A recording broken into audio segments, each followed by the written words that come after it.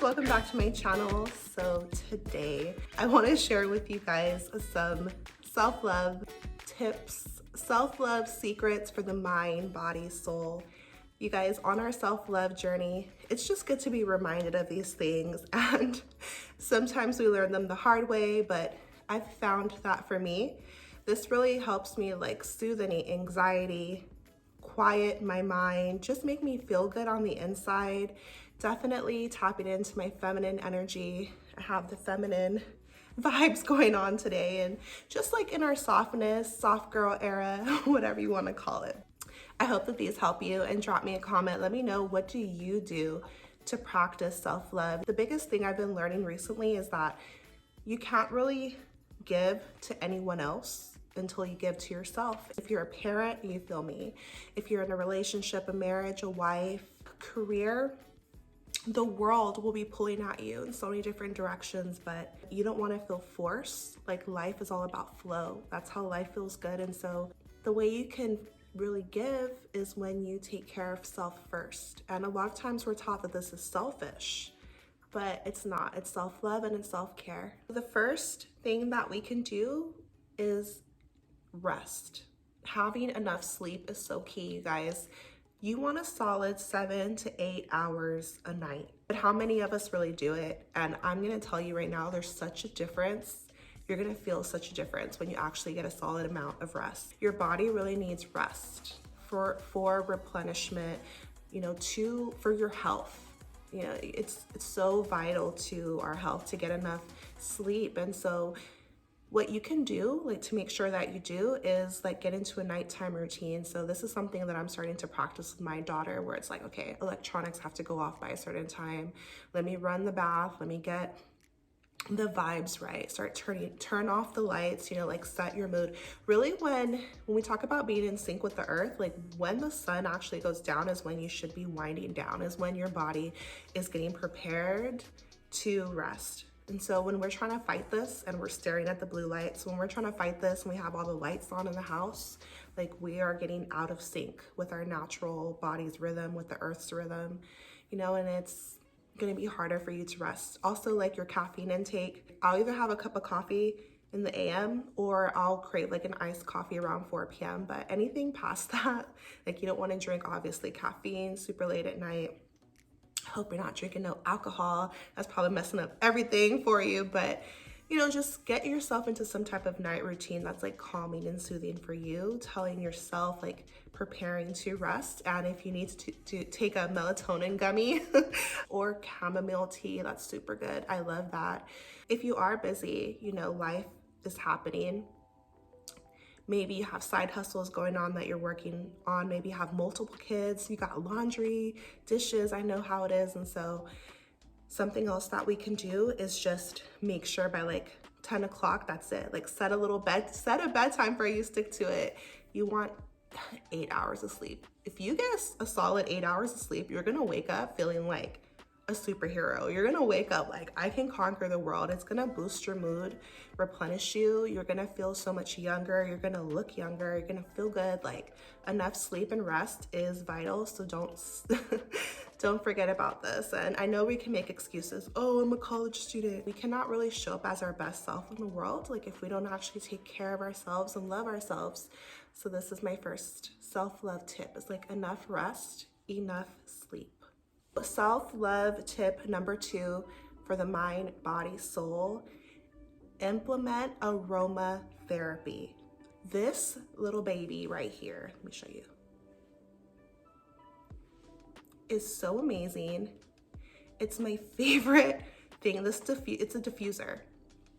Inside, I just have water and an essential oil. I love lavender. Like, that really calms me down. I found this one like on Amazon, but you can make sure you get a high quality one. But a diffuser, aromatherapy, like, it's good for your senses. This is good for self-love. When I'm cleaning up my house, I make sure that I have that going. Like, it's gonna smell good. It's going to give a calm, soothing feeling.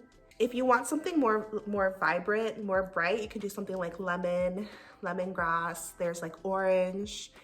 It depends. So you can do something citrusy. If you like more of a woodsy smell, you could do that. But I love lavender because it's calming. It's like a feminine, it's a flower, you know? So I just personally love that. It's like one of my favorite scents. An essential oil, you can even put it like on your wrist. You can put a little bit like on your skin, wear it as a perfume.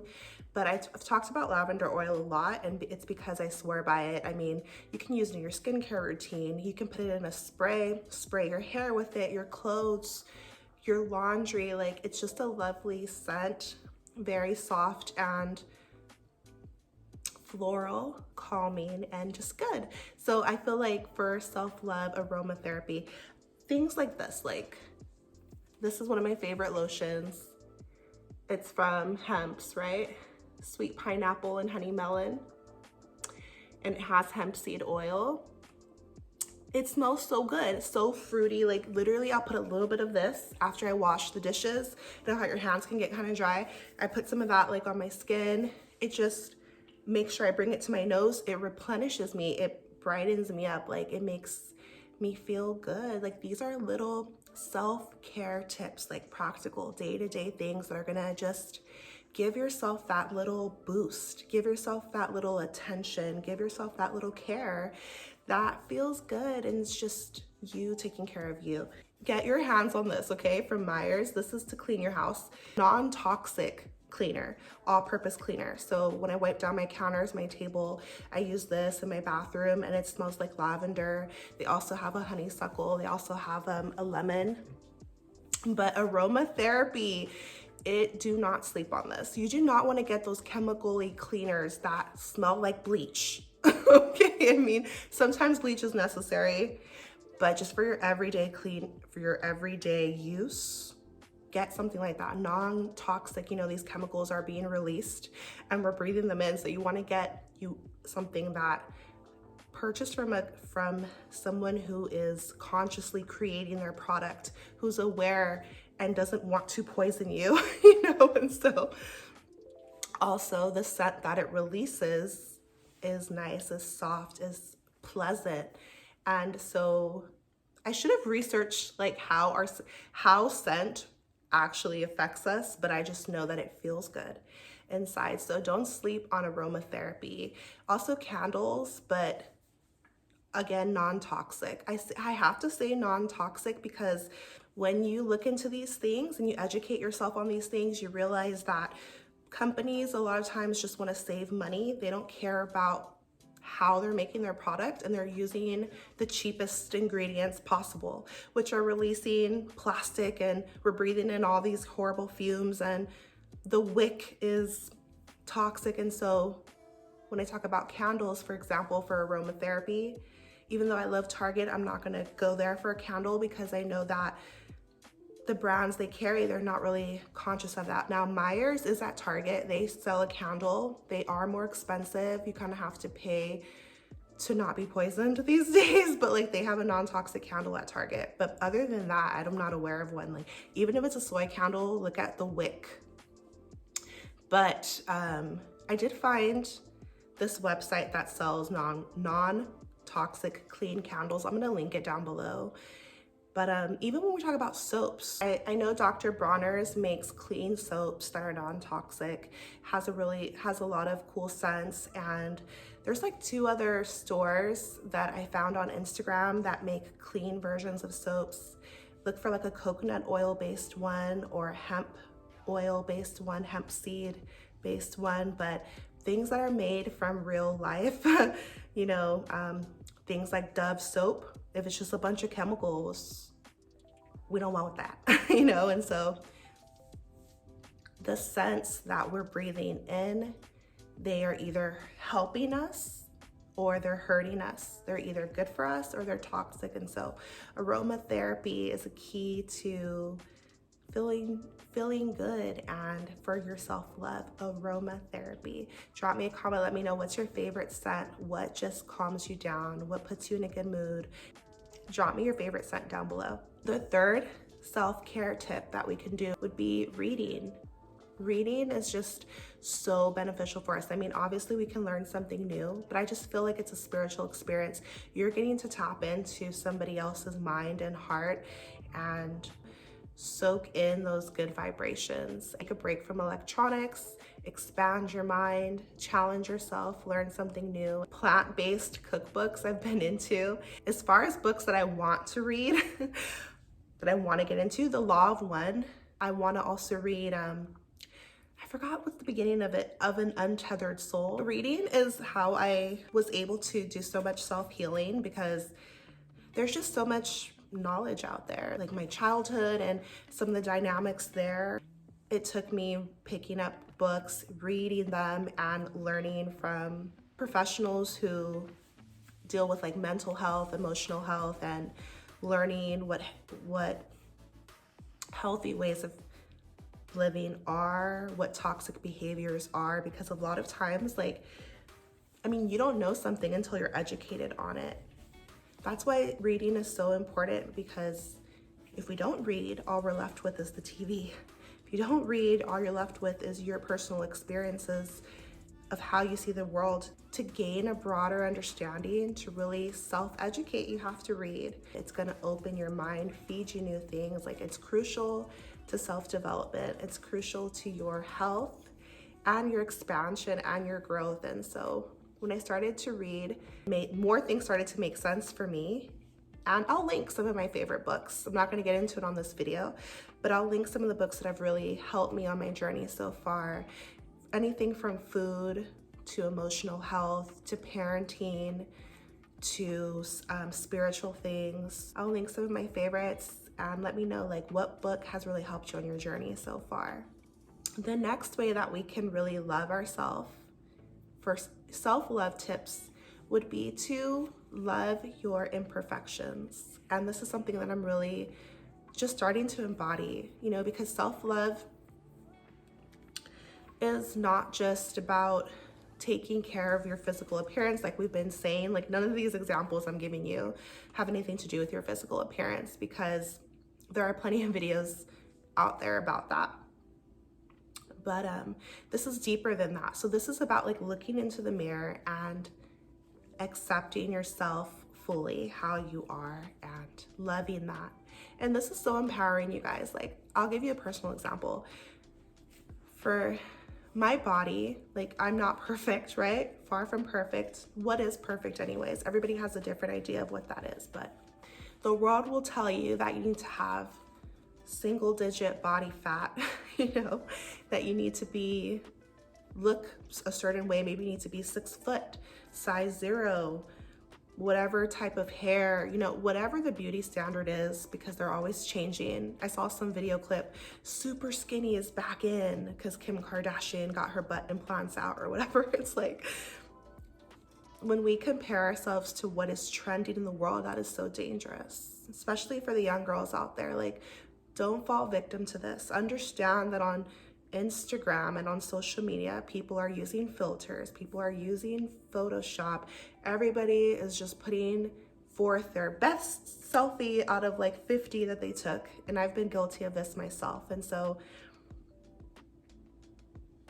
there's makeup, you know, I used to be a makeup artist. There's lighting, there's makeup, contacts, lashes, you name it.